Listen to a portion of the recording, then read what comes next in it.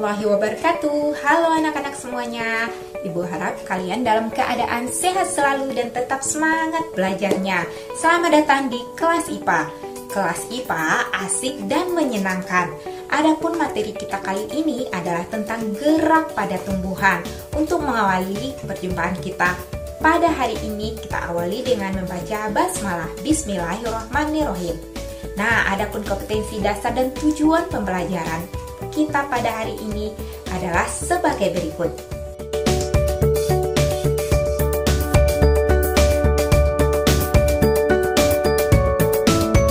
Menurutmu, apakah tumbuhan juga bergerak? Bagaimana pergerakan pada tumbuhan? Dan bagian apa saja tumbuhan yang dapat bergerak? Nah, mari kita sama-sama melihat video pengamatan berikut ini. Sama-sama kita perhatikan video pengamatan berikut ini. Ini adalah tumbuhan putri malu. Pernahkah kamu menyentuh daun putri malu?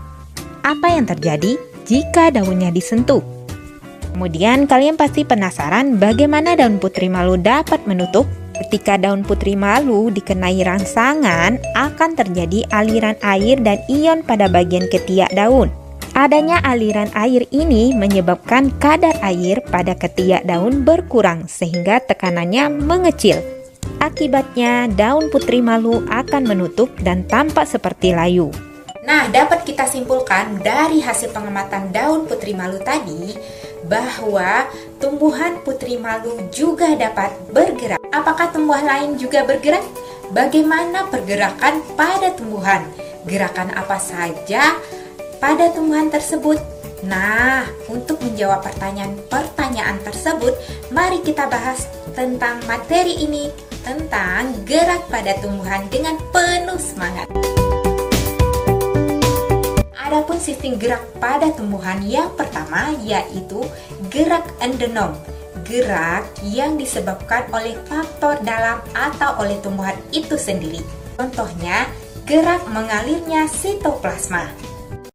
Jika kamu mengamati contoh gambar berikut ini, tumbuhan Hydrilla verticillata, kamu akan melihat struktur seperti dinding tembok yang di dalamnya terdapat butiran bulat berwarna hijau.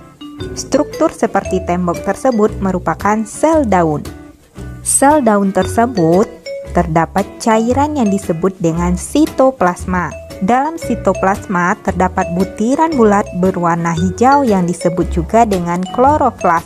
Nah, jika kamu melihat kloroplas tersebut bergerak berkeliling di dalam sel. Nah, gerakan ini disebut dengan gerakan siklosis. Pergerakan tersebut sebenarnya akibat dari pergerakan atau aliran sitoplasma dalam sel. Gerak ini terjadi secara spontan dan berasal dari dalam sel tumbuhan tersebut. Berikutnya, sistem gerak pada tumbuhan yang kedua, gerak higroskopis.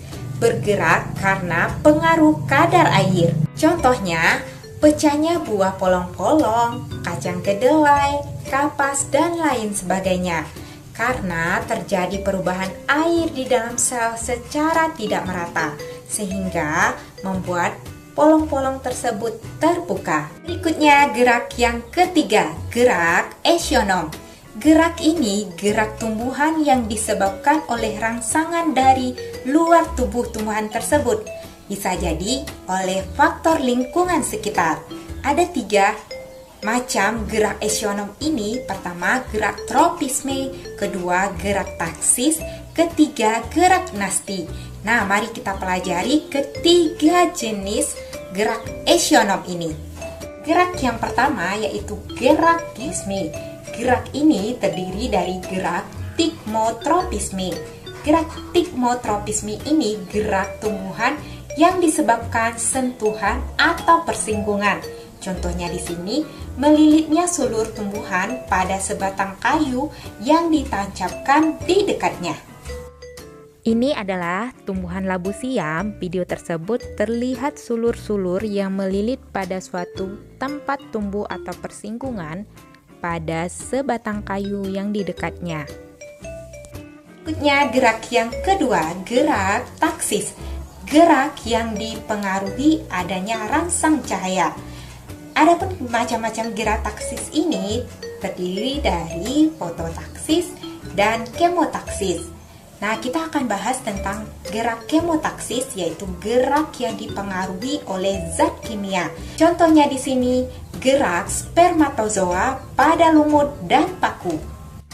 Ini tumbuhan lumut yang berproduksi secara seksual akan menghasilkan sel kelamin jantan yang disebut dengan spermatozoid yang bergerak menuju sel kelamin betina yang terdapat pada archegonium akibat tertarik oleh zat gula dan protein.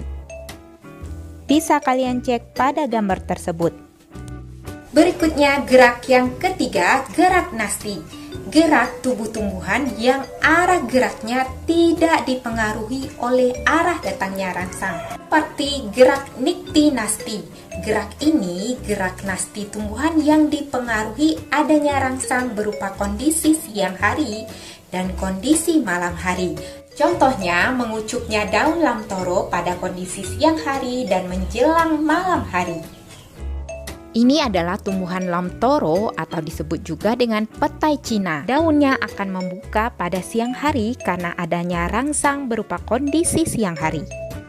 Ini adalah daun lamtoro mengucup atau menutup pada kondisi sore hari menjelang malam.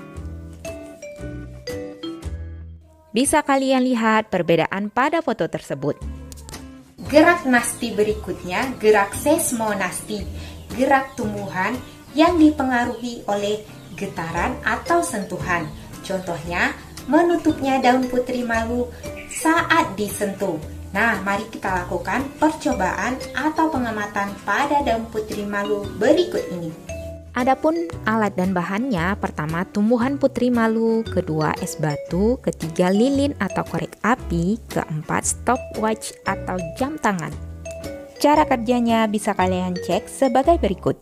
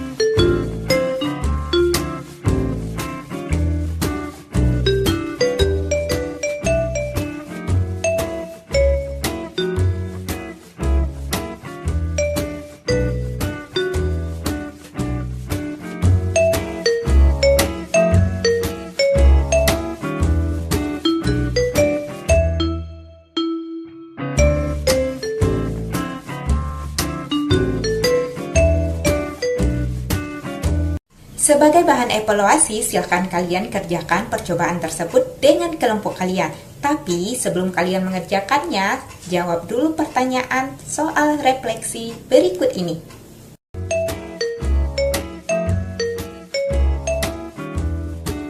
Nah, jika semua pertanyaan tadi kalian jawab iya, maka kalian dapat melanjutkan ke materi berikutnya.